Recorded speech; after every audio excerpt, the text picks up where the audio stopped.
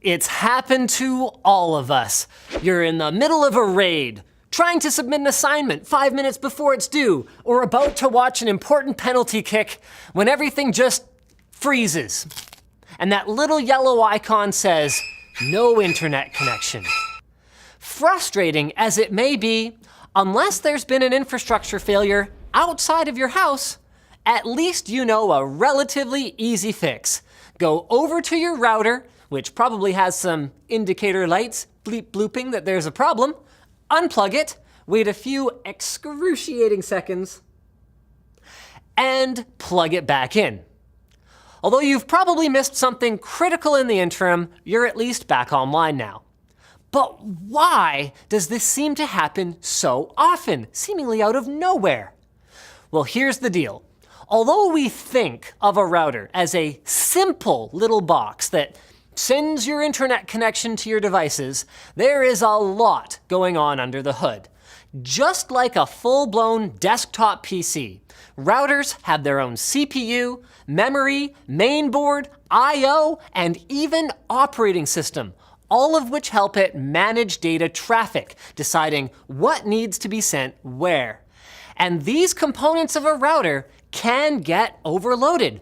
Similarly to how having 40 browser tabs, multiple HD video streams, and a game running at the same time might bring your laptop to its knees, pushing tons of data through your router to lots of different devices can also slow it down, sometimes to a screeching halt.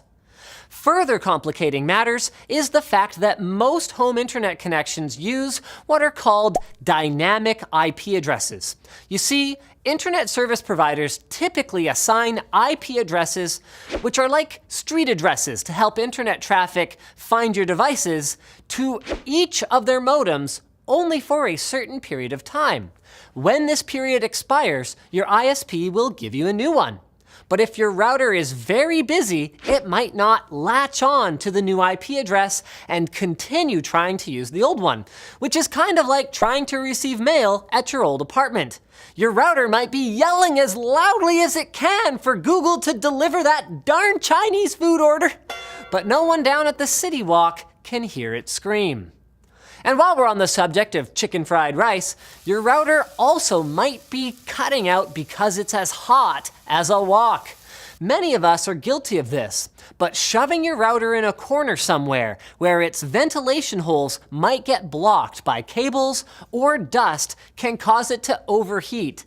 So be sure to check that if your router is crammed behind a piece of furniture, it can actually breathe. But there are other problems that aren't necessarily caused by a router malfunction.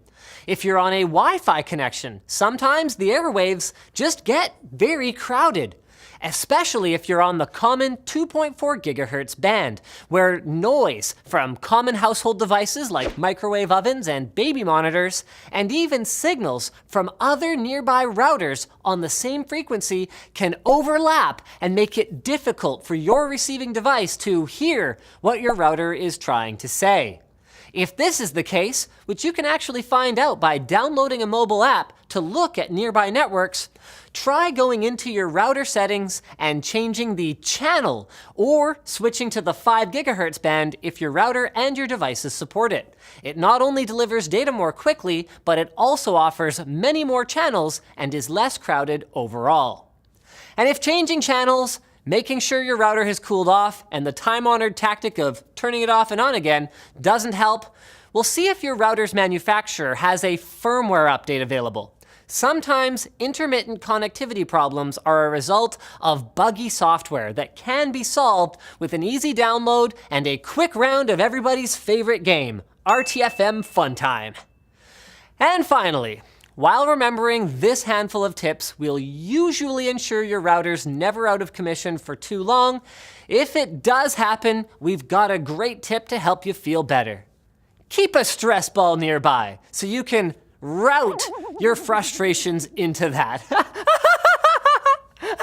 As a freelancer or small business owner, would you rather spend your time doing the work that you get paid for or making sure that you get paid for the work you did?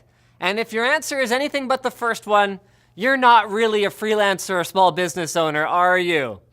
So FreshBooks is the cloud-based accounting software that's designed for the way that you work. It's simpler and easier to be more productive, be more organized, and most importantly, get paid quickly, because running a small business is often all about maintaining solid cash flow to make sure that your guys or your gals are getting paid on time, making sure that clients are getting paid on time. With FreshBooks, you can not only take payment on your terms, whether that includes taking a deposit or not, but you can also get paid faster, because you can set up online payments with just a couple of clicks, and you can even see when your client has seen your invoice to put an end to those guessing games.